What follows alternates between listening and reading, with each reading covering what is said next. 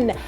Following her 2001 film Breaded Life, have you seen it? It's a really good one. I mean, if you know Biodun Stephen, she is a storyteller. We've been literally following her, especially on Arise 360, for a hot minute. Right from before even the likes of Breaded Life and before these beautiful stories that she delivers got on Netflix. Movies like Ovi's Voice, for instance, would never, ever, ever, just leave our hearts at all. But there's so many more. Now, this movie in particular is one that she has said is very, very close to her heart. She's set to release another blockbuster, and it is called Sista. Of course, she co-produced by her Shutter Speed Productions and A3 Veterans Films. It's set to follow the story of a single mother's sacrifice to protect her children from her past. Now, it is expected to launch in theaters on the 5th of August, but in the meantime, let's take a look at a part of the film before we say hello to the producer and director of the film.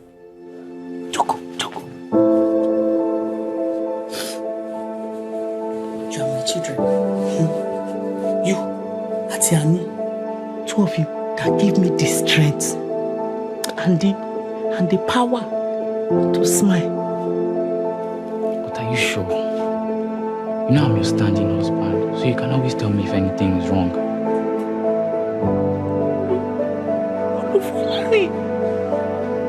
Olúfọlárin. Olújagunjagun olóòjé òjò máa rọ́tí wẹ̀ bí òjò. I don't understand. Maybe you should go and help me to do a newspaper advert, a publication, to know who the real owner is. What do you want me to say? What? To say that everything will be okay and everything will be fine. And we don't have to deny the baby. That's a very big insult on my character. Well, joining me now on the show, I've got Biodun Stephen, I've got Jessica Obasi. Of course, it's so beautiful to have you both here on Arise 360. Thanks for joining me. Congratulations, by the way, Biodun Stephen, and another big one. Does it feel different every time, you release these films, or is it like a same feeling for you right now? Like, I'm just ready to let it go. Thank you so much for having me. Thank you. I think that with every film, it feels different. It feels like, for me, it feels like a new project. I'm just doing this all over again for the very first time. And I'm just really excited to share this story, with the world. About it, because I know you're with Jessica and you both worked on this project Sista together. But before you tell me, Biodun, what it's about, I would like to hear from Jessica's perspective, what you feel Sista is, because I have so many different ideas, especially when I saw the trailer. Just your own perspective of what this movie is about. Thank you for having me. I would say Sista is a very deep story. It tells the story of the single mothers, the very untold stories of the single mothers, their struggle and the entire emotional journey. What's the word now? I'll say that's a vague one, because you see, the conversation on single motherhood, it's wide. My mom is a single mom, so I've lived the experience of being raised by one. So it's a lot, it's plenty. So let me ask, what angle or what area would you say Sista really focused on? I think in this story, it focuses on not just the sacrifice the mother makes, but when the father who abandons the children show up. And this pretty much for me is from a personal experience. I was raised by a single mom, and I remember when I met my father for the first time, I think I was 8 years old. But something significant happened when I was about 15. I had a quarrel with my mom, and I left the house and went to my dad's house.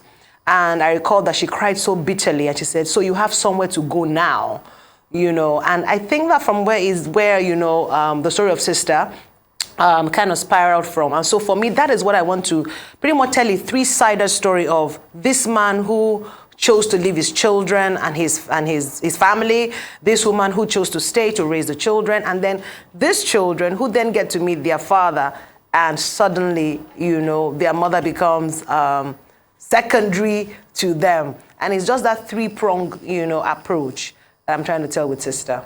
Oh my goodness, that's such a reality, Biodun Stephen. Oh, I can so relate to what you're saying right now. Because for me, I think in my own case, it was a situation of I didn't know what was going on. And I just grew up knowing that at some point in my life, I would stand on the table in my living room and I'll be dancing a particular song with my father. And then, I just didn't understand where he went. I was like, what's really going on here? Is that the same person?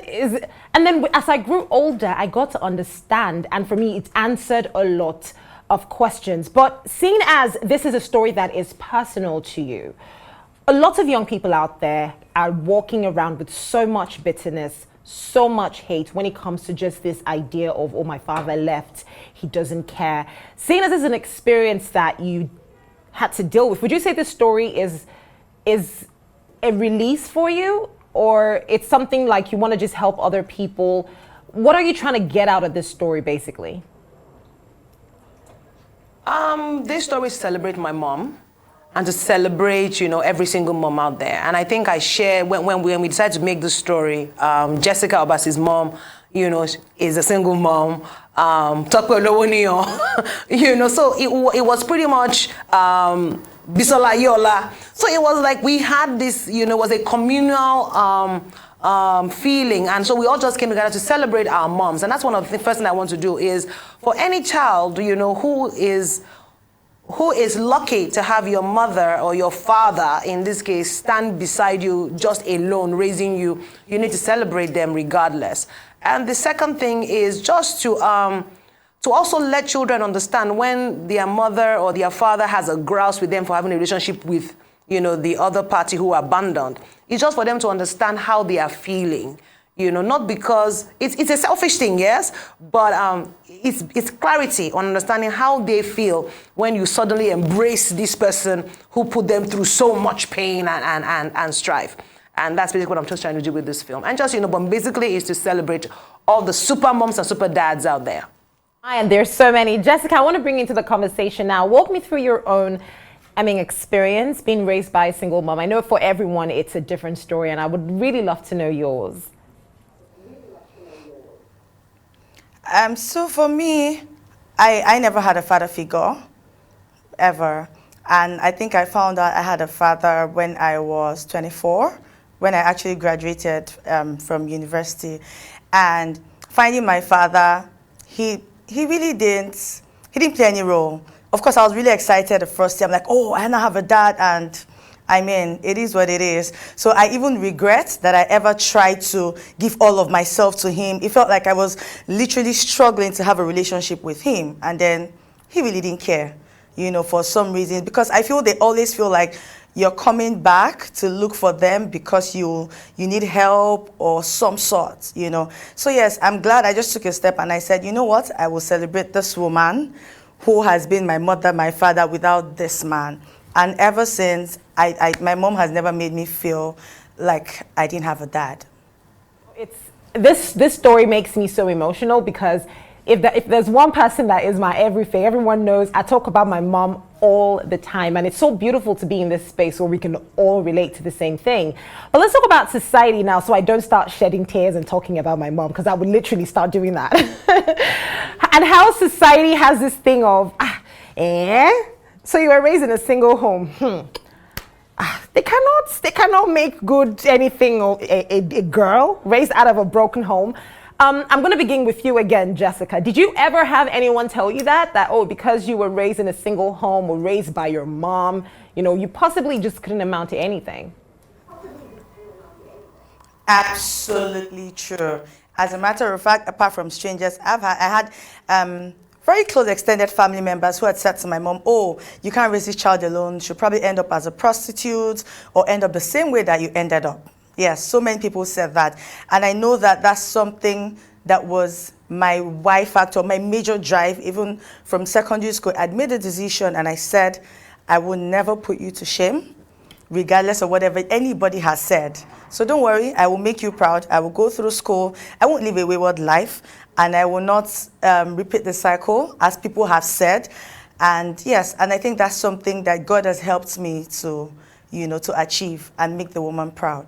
So yes, they have said so many things like that.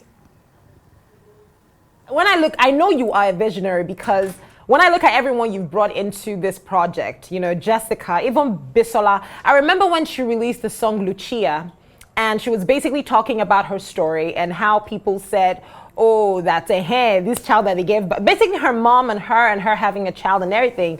And now you've put together this film that has such significant people who have such solid stories. What was it like finding them? Like, how did you locate everyone? Even down to me, even reaching out to you for this conversation.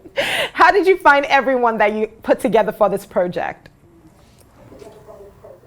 I think that the first point was not to talk about the similarity, not to look for the similarity in story, but was just which of these actors can deliver.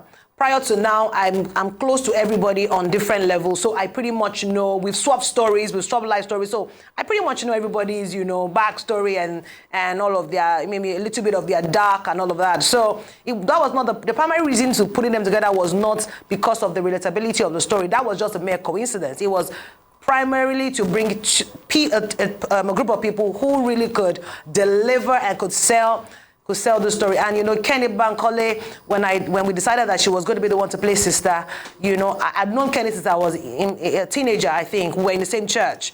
We're both in church drama together. So it was just a joy, you know, just seeing her you know, do this. And I'm so happy that even though my mother has been gone now for 22 years, I'm happy that on the 22nd, you know, anniversary in Memorial is when we're releasing this film in the UK for people to see, just so that, you know, she understands that this is really, really about her. So before I let you both go, Jessica, if you're looking into the camera now, because I mean, you're doing so well, incredible.